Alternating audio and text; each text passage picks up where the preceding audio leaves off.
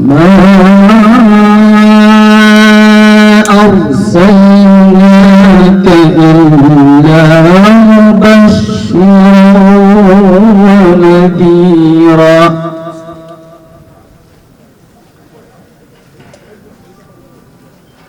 وقرآنا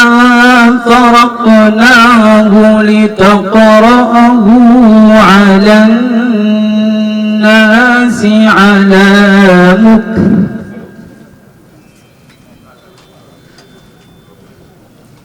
وقرآنا فرقناه لتقرأه على الناس على مكر ونزلناه تنزيلا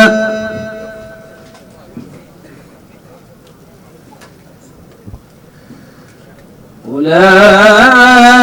آمنوا أو لا تؤمنوا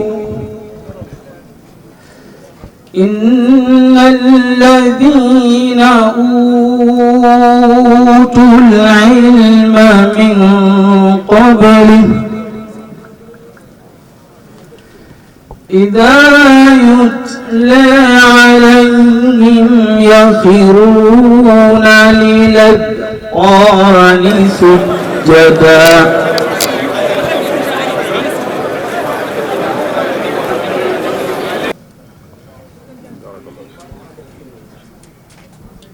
قل آمنوا به أو لا تؤمنوا إن الذين أوتوا العلم من قبله إذا يتلى عليهم يخرون للأذقان سجدا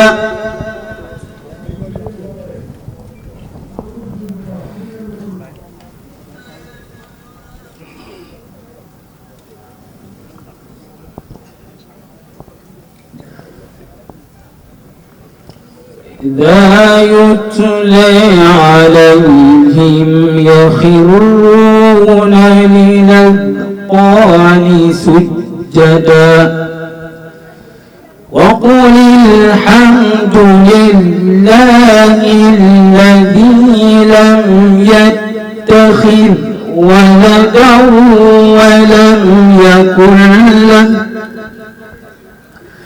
ولم يكن له شريك في الملك ولم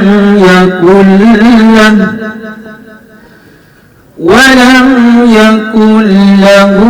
ولي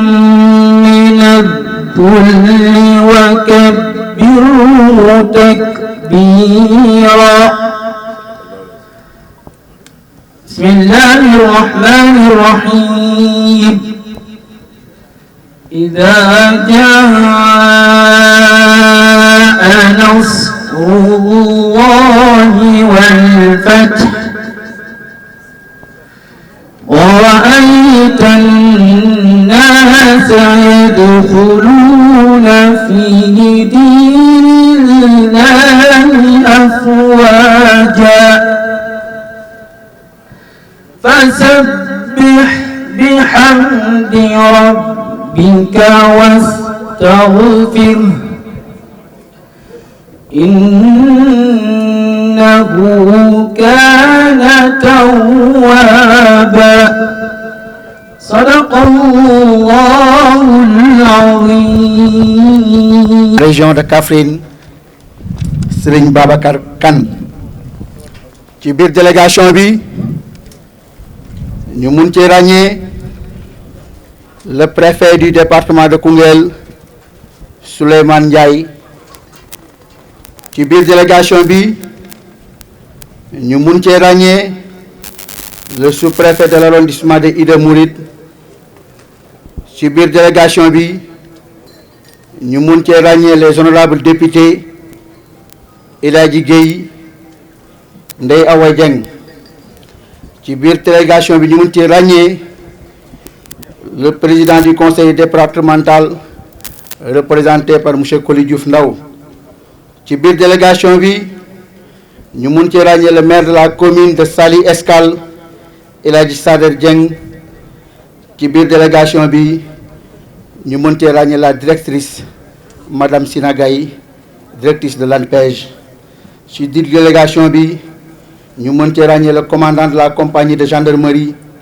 lieutenant John, le commandant de la 33e compagnie d'incendie et de secours, lieutenant Pape Ngom, le chef de brigade régional de l'hygiène, capitaine John, le directeur régional de la santé, Dr Christophe Kantom, le directeur régional de l'élevage et des produits animaux, Dr Moustapha John, le coordinateur régional de la SONAGED, Moussa Ba, ak une forte délégation du comité départemental de développement bu Koungheul, chef de service yëpp ñu ngi fi ak tous les maires du département de Koungheul. Chérif Seydina Alioune Aïdara Atijani ibnu Mamadou Habib ibnu Seydina Bachir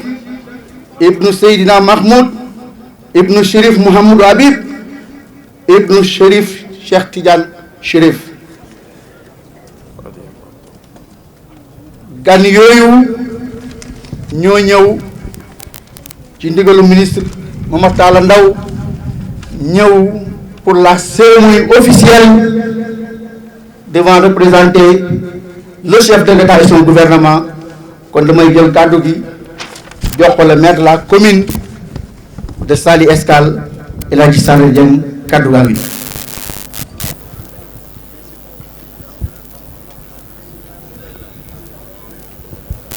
أعوذ بالله من الشيطان الرجيم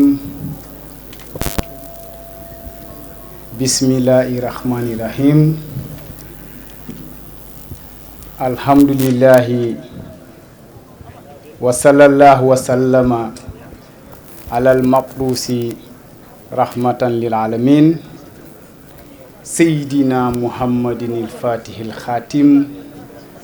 والهادي إلى صراط الله المستقيم وعلى آله وأصحابه وتابعين لهم بالهدى إلى يوم الدين. mbokki jullit yi mbokki taalibe ñoo ngi leen di nuyu di leen ziyaara itam di njëkk di nuyu di ziyaar sunu xalifa bu tedd bi jóge Algérie ànd ak une forte délégation ñu ràññee ci ambassadeur bi di nuyu di ziyaar Seyd Alioune Aïdara ak njabootam yépp di nuyu monsieur le ministre Momar Talla Ndaw di nuyu monsieur le gouverneur le préfet du département de Koungheul ak le sous-préfet de l'arrondissement de Ida di nuyu bu baax le maire de Ribo Escale Madiama Seck le maire de Koungheul Alioune Badara Ly le maire de Fass Cekkeen El Hadj Gaye le maire de Ida Mouride Mor Seck les honorables députés El Hadj Gueye et Ndeye Awa Dieng di nuyu chef de service yëpp yi fi teew di wax alhamdulillahi rabbil alamin bi ñu yàlla mayee fekkee ak tal ren ndaxte ñetti fani kokoto yi dafay événement religieux boo xam ne c'est international bépp këru diine bi nekk Sénégal wala bu nekk ci région de Kaffrine rek am nga fi dal ñu di leen di dalal bu baax fii ci commune Saly Escale di leen massawu coono di leen ñaanal yàlla jàmm ji mu leen fi ëndee mu gunge leen jàmm jooj ba ngeen fekk ji seeni njaboot. Kokoto nag barabu ñaanukaay la bon ku fi ñëw da nga tàllal sa loxo ñaan. Monsieur le ministre mu jiite képp kuy tiijaan nekk ci àddina tey Kokoto am neen lu kenn amul, Sénégal am neen lu kenn amul, région de Kaffrine am neen lu kenn amul. ñoo ngi lay ziar bu baax di la gërëm di la sant di la gën a tàllalaat sunu ay loxo nga ñaanal Sénégal jàmm ak Afrique. Monsieur le gouverneur, ndigal yi nga joxe woon lépp matal neen ko waaye gërëm la rek leen di def ak sant la. bon man sama kàddu du ci bare di gërëm ñëpp di sant ñëpp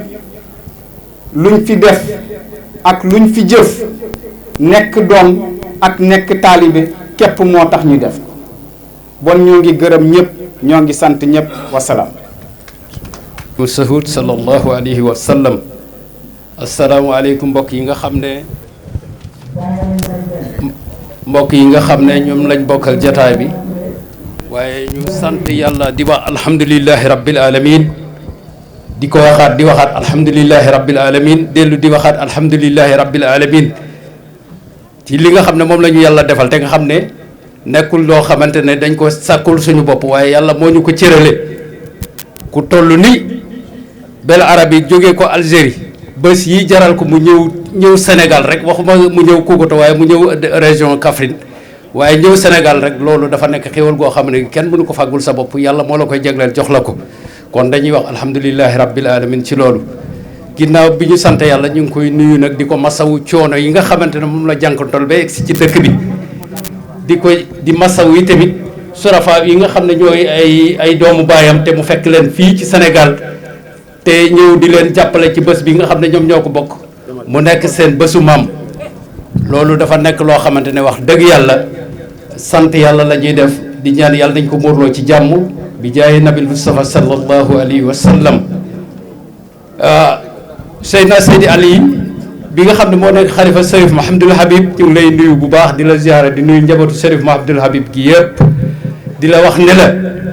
ñun dañoo nekkoon ci wàllu administration bi di ko dox ak yéen lëkkaloo ak service yu bari ci ndimbalu yàlla nag yàlla dimbale nañu ba nga xam ne coordination bi nga xam ne moom la ñu seqoon ak ñoom nekk na coordination boo xamante ne bu rafet la kenn ku nekk jëmmal na la nga xamante ne moom lañ dëlante woon ak yow def nga ci sa kemtalaay kattan rafetlu nañ sa taxawaay ak sa teewaay ak sa jëf ndax it wax dëgg yàlla kenn ku nekk loo deful ci bés bi rek yàlla dafa dogal fekk amuloo ko wala mënuloo ko waaye du sa ñàkk bëgg a def loolu nag ñu ngi la koy seedeel boo ñëwee fii ñu xamal la ne loolu mooy li nga xamante ne mooy bi ñi nga xamante ne jàpp nañu bés ba fële ci Xourdaan lañ ko jàppee woon nga xam ne mu nekk 6 février ak 7 8 nga xam ne février lay doon yàlla dafa dogal nag booba ci boppam la ñu ñëw nag wax ko sous-préfet bii nga xam ne moo nekk sous-préfet arrondissement Idda Mouride mu kontaan ci lool bëgg ci lool waaye tamit nag mu ne nag incha allahu loolu dina def pexe woote CLD pour ñu fexe waajal bés bi ci teel loolu nag def na ko woo ay chef de service am yëpp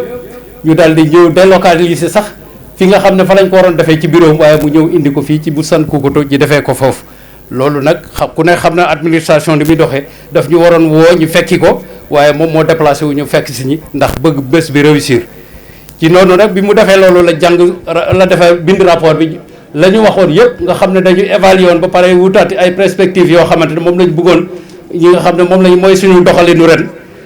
mu jox ko préfet du département bu Koungheul muy monsieur Souleymane Ndiaye moom tamit la même chose noonu la defaat mu daal di bi mu jàngee rapport bi rek automatiquement ci la organiser benn CDD délocaliser ko indiwaat fekk ñi fii ci bu sant Kokoto pour mbir mi nga xam ne ñi ko war a fekkee yëpp dinañ ko mën a fekkee yaatal ko nag déglu ñëpp moom itamit wax dëgg yàlla kenn ku nekk indi sa xalaat yaakaar li ñu yaakaar ne mooy baax ñu tënk ko moom itamit mu jox ko kilifam gouverneur de la région de Kaffrine Serigne Babacar Kane moom itamit mu woote CRD foofu ci Kaffrine yàlla dogal moom itamit bu dégluwaat ñu mu nekk CRD bu mucc ay poñ par poñ la ko jàng jox kenn ku nekk service bu nekk ak lépp li nga xamante ne préfet jaaroon na ci mu jàngal ko mu dellu ci jaaraat service bu nekk jaar fi nga xam ne foofu nga war a jaar yàlla dogal tamit loolu itam bi ñu tënkee loolu yëpp moo nekkoon CRD bu mujj bi nga xam ne ci la ñu tënkee réunion yi nga xamante ne ñoo jëm ci ziar bi yàlla dogal bi ñu defee loolu ba pare ci la ñu topp nag di def suivi bi moom gouverneur ci boppam suivi bi moo ko yore loon boppam waaye di joxe ay directives ak ay xalaatam yoo xamante ne bëgg na mu doxee loolu kon loolu itamit ñu ngi sant bu baax a baax monsieur le maire moom it wax dëgg yàlla daaw bi ñu dajee fii doon def cérémonie officielle bi dafa jëloon engagement yu fort yoo xamante ne wax dëgg yàlla ñun xalaatoon na ne du ko réaliser waaye yàlla dimbale na ko ci kattanam mu réaliser ko mooy mur de clôture bi nga xam ne moo am fii fi ñuy jàngee alquran yàlla dogal na moom moo ko def te loolu itam bu ñu ko gërëmee rek dañuy gërëm équipe municipalité bi yëpp parce que bu ñu wootewul woon budget boobu du ko mun def kon nag ñoom ñoo ko jàppale pour mu mën a réussir loolu kon ñu ngi koy sant di gërëm membre bi kon équipe municipale bi nga xamante ne moo nekk Saly Escale yëpp di leen sant di leen gërëm ci taxawaay yi nga xam ne moom la ñu taxaw service yi nga xamante ne nag ñoom la ñu amoon soxla. yi nga xam ne moom la ñu yàlla baaxee répété waat sant li ko dalee ci président de la république ba ci suuf ndax ni ko Seydi Aboubacarine waxee kenn ku nekk la ca doon sa wàll ci liggéey bi rafetal nga ko def nga ko ak pas-pas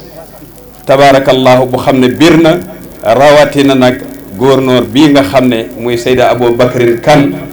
dëgg-dëgg mi ngi fay doog a ñëw waaye liggéey bi jàpp na ko ak loxoom jàpp na ko ak xolam ba bépp service boo xam ne war naay wax ak yow wax na ak yow te it kenn ku ci nekk ba mu waxee ak yow mi ngay bàyyi xel la nga xam ne yow moom nga kóllëraatee ak moom kon ñi ngi wax asalaamualeykum wa rahmatullahi taala wa barakaatu. Honorable autorité administrative, politique, religieuse et coutumière, illustre invité venu de la République, illustre invité venu de la République algérienne démocratique et populaire, chers guides religieux, chers fidèles, mesdames et messieurs. C'est avec une immense joie, une profonde émotion et un sentiment de haute considération que je prends la parole en ce jour solennel au nom de Chérif Ali Aïdara, Khalife général de la Tariqa Tidjane, en Afrique au sud du Sahara,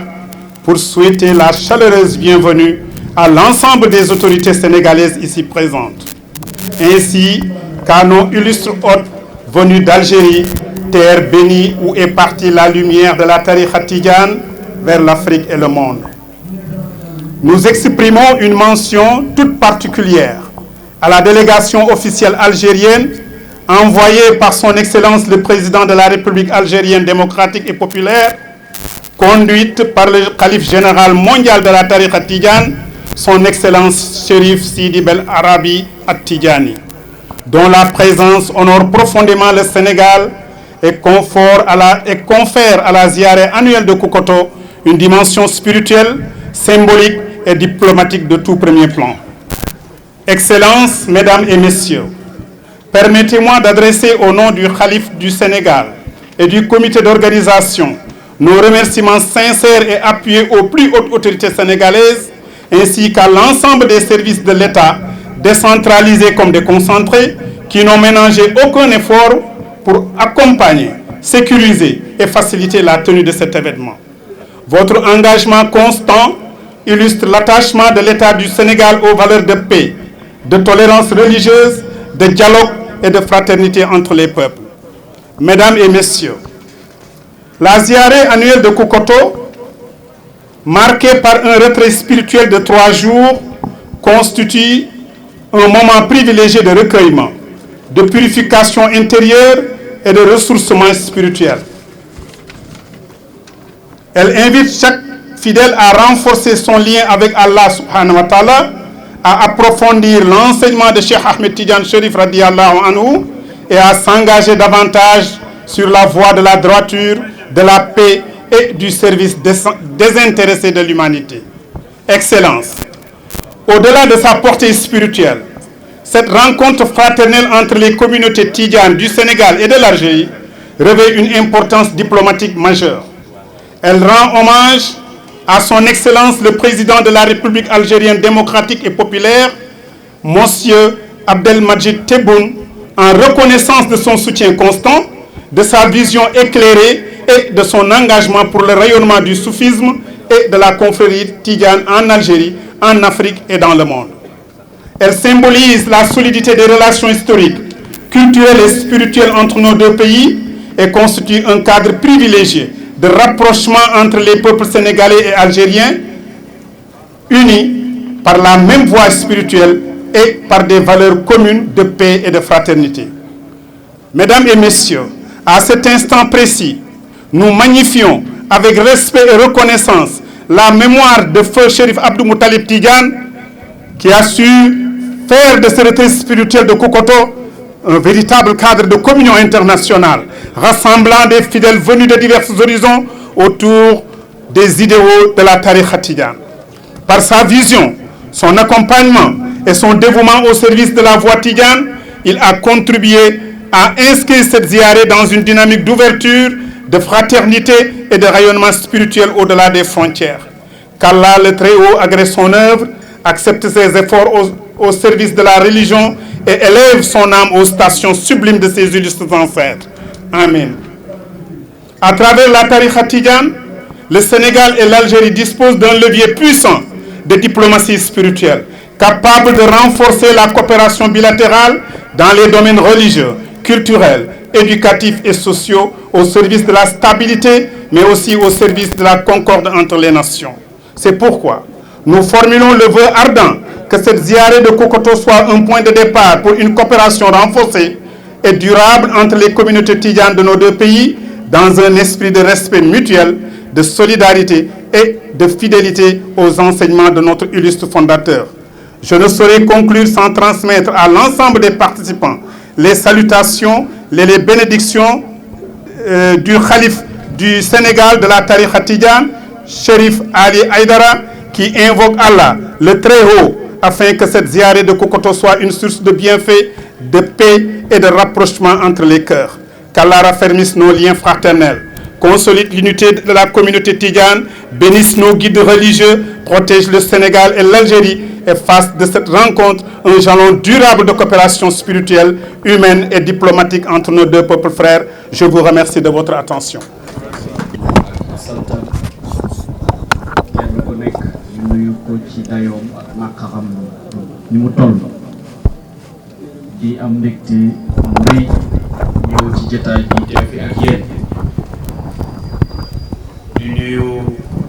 Monsieur le gouverneur de la région de Kaffrine, le délégué général aux affaires religieuses, monsieur Dr Jim Dramé, mi nga xam ne teew na fii ci bés bi, mais aussi dox na ci bés bi pour que organisation bi mucc ayib. di nuyu son excellence l'ambassadeur de la République d'Algérie au Sénégal. di nuyu également Chérif Ali Aïdara Tidjani, xalif bi ñu ngi lay nuyu di la sant di la dalal ak mbégte mu rëy. di nuyu également Ali Ben Arabi Tidjani di la dalal di la jox sa wàccuwaay. di nuyu aussi comité organisation bi yëpp. di nuyu Serigne Mor Sall. di nuyu également Babacar Sall. di nuyu monsieur le maire de la commune de Saly Escale ak maire yi nga xam ne teew nañ fi yëpp ak taalibe yëpp kenn ku nekk ñu ngi lay nuyu bu baax di la sant. ñëw bi ñu ñëw fii nag du ñëw bi nga xam ne moom moo ñu war tënku ci ndigalu président de la république monsieur Bassirou Diomaye Diakhar Faye, mais tënku aussi ci turu le premier ministre Ousmane Sonko teewal fi gouvernement bi yëpp di wax rek li xew fii le gouvernement le président de la république daf ci bàyyi xel daf ko yitteel moo tax matukaay yëpp ak lépp lu nga xam ne war na état bi pour que sunu gan yu tedd yi ñëw dal bu mucc ay mais aussi mën a dem ak a ñëw le président de la république taxaw na ci pour que gan yu tedd yi ni ñu war a dalalee gan tatagal ko mu mat mu mucc ay loolu yëpp président de la république def na ko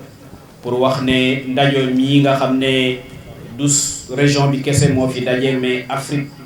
moo fi daje président de la république bàyyi na ko xel bu baax a baax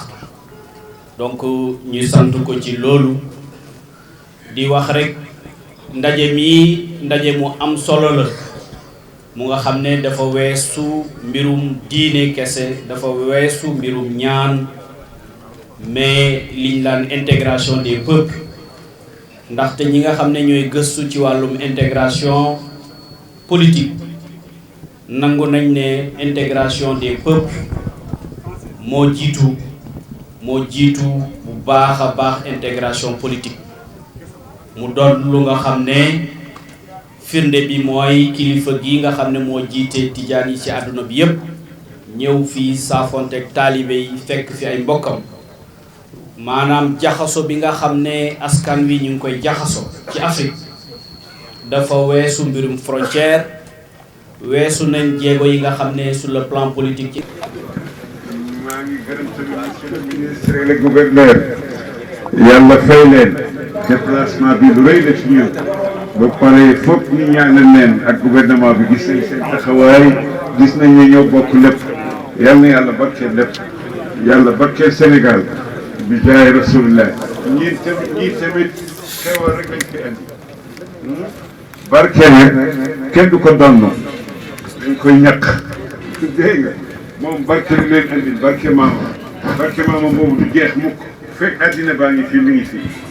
yàlla na ko yàlla yeggal seen kër yi feeñal ko ci seen dund yi bi jaay rasulillah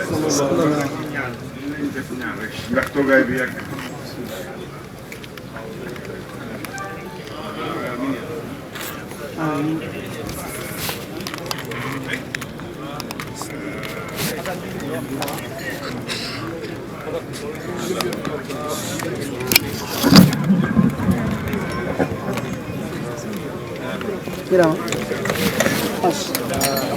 Président.